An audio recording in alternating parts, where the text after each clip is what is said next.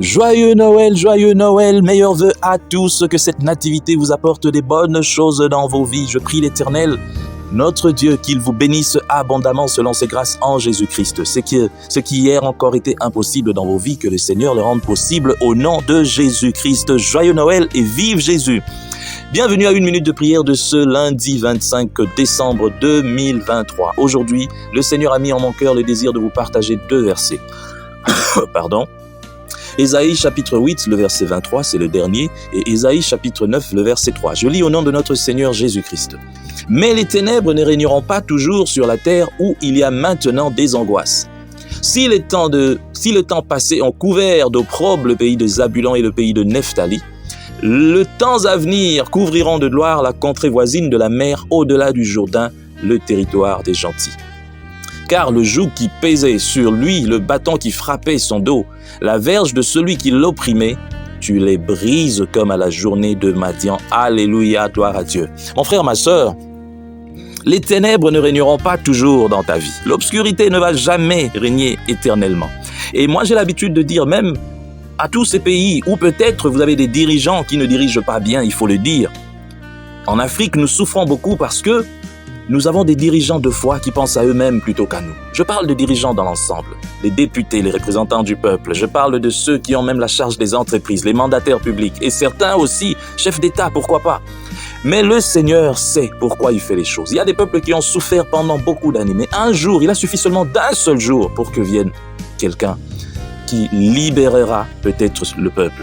Alors, que vous soyez burkinabé, malien, que vous soyez congolais, que vous soyez ivoirien, que vous soyez béninois, si vous souffrez peut-être à cause des hommes, mettez votre confiance en l'Éternel, car il sait pourquoi il fait les choses et continuez à prier. Mais je parle ici aussi pour ta vie personnelle de toi-même. Il y a peut-être la maladie qui t'a terrassé durant toute cette année. Il y a peut-être des problèmes. Il y a l'argent qui manquait. Il y a beaucoup de choses. Tu n'avais pas de travail. Tu n'avais pas beaucoup de choses. Et voilà, le Seigneur vient te dire, les ténèbres ne régneront pas toujours dans ta vie. Il n'y aura pas toujours des ténèbres dans ta vie parce que Jésus-Christ qui est venu dans ce monde, il est venu pour t'apporter la solution à tous tes problèmes. Il est venu pour apporter, oui, quand on dit Jésus apporte la solution, il est la solution. Certains se disent, mais est-ce que Jésus apportera l'argent? Est-ce que Jésus apportera le succès? Est-ce que Jésus apportera la guérison? Oui, je te dis, si tu travailles bien, tu fais bien ton travail et tu te confies en Dieu, je sais que tu réussiras. Tu réussiras, tu iras très loin.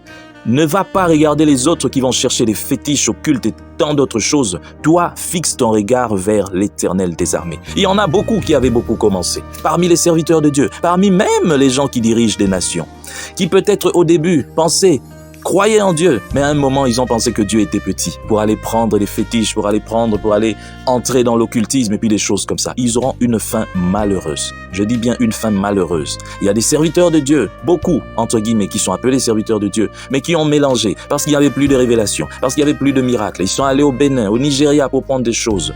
Ils auront une fin malheureuse, catastrophique, parce qu'on ne mélange pas Dieu. L'Éternel est un Dieu jaloux, on ne le mélange pas.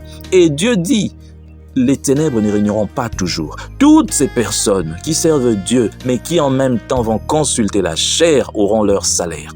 Moi, j'ai toujours confiance en Dieu parce que je sais que Dieu est capable, en un clin d'œil, de changer des situations. Voilà pourquoi les gens qui s'enorgueillissent, qui pensent, quand tu fais quelque chose de mal et puis tu te dis, bon voilà, ok, moi j'ai réussi, j'ai fait quelque chose de mal, tu as détourné des millions de dollars, tu as fait ceci et puis tu es dans ton coin, tu te dis, oh non, moi je suis intelligent, je suis malin. Dieu dit à quelqu'un dans la Bible, insensé, cette nuit même ton âme te sera redemandée. Et si c'est ton cas, tu iras en enfer, mon frère, tu iras en enfer, ma sœur, qui que tu sois. Parce que le jour où Dieu te visitera, où il visitera ton âme, les militaires que tu peux avoir, même l'armée que tu peux avoir ne va pas te protéger. Ça ne te protégera pas, parce que Dieu peut te laquer tout simplement les doigts et prendre ton âme. Tu regarderas toutes ces choses et tu t'en iras, en plus en enfer. Que Dieu change ton cœur, toi qui es en train de m'écouter. Je prie pour tout cela et je passe un message pour tous ceux-là qui ont la charge de ce peuple, à tous les niveaux. Que le Seigneur vous aide à être vraiment voué à lui. Parce que si le Seigneur décide un jour de vous retirer pour le bien de son peuple, c'est en enfer que vous irez. Parce que vous faites le mal. Vous faites le mal. Il y a beaucoup de gens qui crient dans des entreprises. Lorsqu'on a distribué, on a fait le partage des rations à la fin de l'année. Que n'a pas été notre étonnement de voir des directeurs recevoir 15 cartons de poulet, 15 sacs de riz, 15 bidons d'huile pour en faire quoi? Des boutiques ou quoi? Pendant qu'il y a des gens qui ont un carton pour se partager à 4, à 5, c'est honteux. Que Dieu vous juge là où vous êtes, que le jugement tombe sur vous et vos familles. Ce n'est pas normal. Comment peux-tu, toi, t'accaparer de ce qui doit revenir à tant de personnes? C'est la méchanceté, c'est l'égoïsme. Dieu a donné tant de choses dans ce monde pour que nous soyons bien, mais c'est vous qui faites régner le ténèbre dans la vie des autres, tellement que vous voulez vous accaparer de tout. Vous êtes égoïste, vous êtes voleur. Ce n'est pas normal. Que Dieu vous juge là où vous êtes. Mon frère, ma sœur, je te dis, il y a un temps pour tout. Et Dieu dit, les ténèbres ne régneront pas toujours. Les difficultés, la méchanceté des hommes ne vont pas toujours régner sur nos vies. Il y a une fin à tout et la fin est là. La fin est là. C'est le commencement de la fin. Et vous savez bien qu'il est dit, la fin vaut mieux que le commencement. Et je vous dis, le Seigneur est sur le point de faire quelque chose de grand qui va arriver. Cette chose va arriver. Le Seigneur est sur le point de faire quelque chose de grand. Il le fera pour ce pays, la RDC, pour le Congo-Brazzaville, pour la Côte d'Ivoire, pour le Bénin, pour tous ces pays où on lève les mains pour adorer Dieu. Le Seigneur fera quelque chose, car trop c'est trop.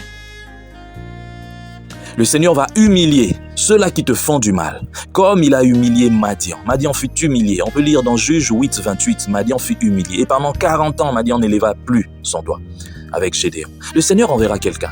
Partout là où les gens souffrent, les gens crient, les gens sont partout là où il y a l'injustice, le Seigneur lui-même envoie des gens.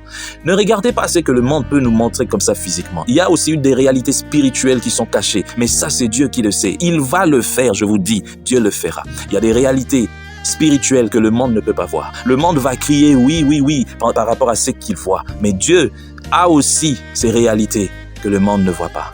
Que le Seigneur bénisse son peuple et ses peuples et que les réalités spirituelles prennent le dessus sur les réalités physiques. Au nom puissant du Seigneur Jésus, nous avons prié. Amen. Joyeux Noël partout là où vous êtes en famille et que Dieu vous bénisse. Chers frères et sœurs, dans le Seigneur, vous avez l'occasion de servir Dieu avec votre temps, avec votre intelligence, mais aussi avec vos moyens. Soutenez, restez unis dans 1 minute de prière chaque jour. Écrivez-nous, envoyez vos dons ici. Que Dieu vous bénisse.